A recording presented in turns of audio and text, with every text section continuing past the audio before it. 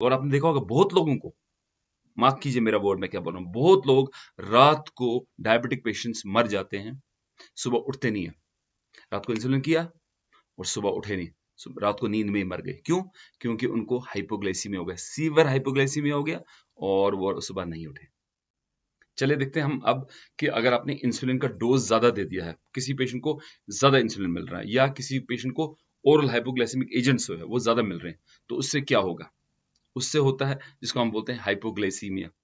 आपने इंसुलिन किया और शुगर कंट्रोल में नहीं था, आपने डोज बढ़ा दिया, लेकिन आपने डोज जो है बहुत तेजी से बढ़ा दिया, या आपको डॉक्टर ने बोला खुद बढ़ाने के लिए और आपको आइडिया नहीं है, आपने बहुत हाई लेवल पे, फास्ट लेवल पे इंसुलिन बढ़ा दिया। That is a fallacy, that is a problem. दोस्तों मैंने पिछले वीडियो में आपको बताया था कि अगर इंसुलिन अगर ज्यादा करते हैं तो हाइपोग्लाइसीमिया होता है, फिर वो थरथराहट होती है वगैरह, वो मैंने समझाया था आपको।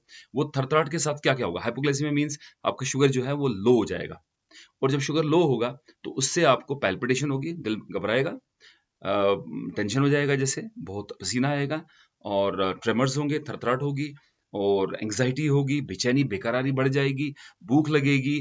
पहले तो बहुत एक्साइटेड फील करोगे, उसके बाद कुछ देर के बाद आप वीक फील करने लगोगे। ये हाइपोग्लाइसीमिया के सिम्टम्स हैं।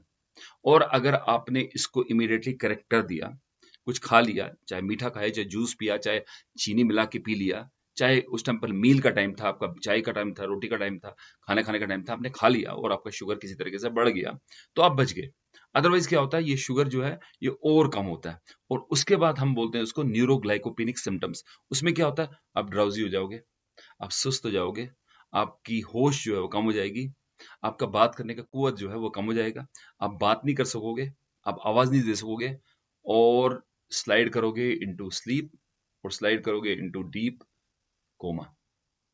और इस डीप कोमा से, सीवियर हाइपोग्लाइसीमिया से, सीवियर न्यूरोग्लाइकोपिनिक हाइपोग्लाइसीमिया से डेथ हो सकती है। बहुत लोगों की डेथ होती है डायबिटीज की हाइपोग्लाइसीमिया से, सीवियर हाइपोग्लाइसीमिया से।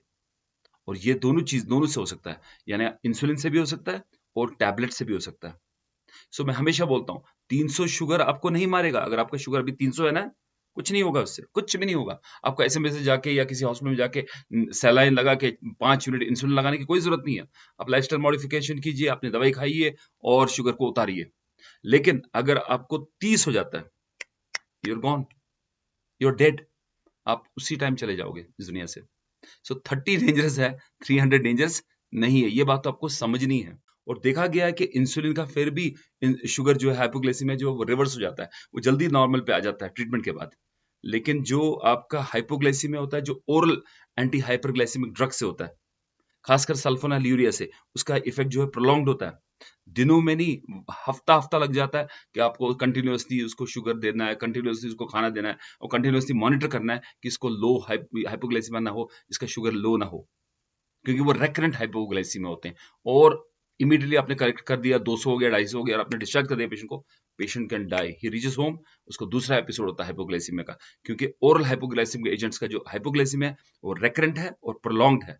ये पॉइंट लोगों को समझने की जरूरत है, डॉक्टर्स को भी समझने की जरूरत है, पेशेंट्स को भी समझने की जरूरत है। और जैसे मैंने आपको प्रीवियस वीडियो में बताया, जब आपको हाइपोग्लाइसीमिया होता है तो एक तो आपने immediately acute crisis tide over किया, लेकिन क्या आपने लॉन्ग टर्म मैनेजमेंट के लिए आपने डिस्कस किया डॉक्टर से? क्या आपने इंसुलिन का डोज कम किया? क्या आपने ओरल हाइपोग्लाइसीमिक का ड्रग्स जो है वो कम किए? क्या आपने फूड इंटेक ऐसा किया कि आपको दोबारा हाइपोग्लाइसीमिया ना हो? That is more important. So आपके डॉक्टर ने क्या किया, अपना जो बॉल है ना वो आपके कोर्ट में डाल दिया। ये रिस्की डॉक्टर है, ये इससे आप बचिए। ये बात इंडिकेट करती है कि वो डॉक्टर खुद फेल हो चुका है आपके शुगर को कंट्रोल करने में, और आपके उसने अपनी रिस्पॉन्सिबिलिटी आप पर डाल दी। सो हाइपोग्लाइसीमिया बहुत डेंजरस चीज है, इससे डरिए, एक्सेसिव डोज से डरिए, अपना ख्याल रखिए, अपने फैमिली का ख्याल रखिए। दोस्तों मुझे उम्मीद है मेरा वीडियो आपको पसंद आया होगा। जब तक मैं मिलता हूँ आपको अपने नेक्स्ट वीडियो में, अपना ख्याल रखिए, अपने फैमिली का ख्याल रखिए। अल्लाह हाफिज, have a nice time, bye.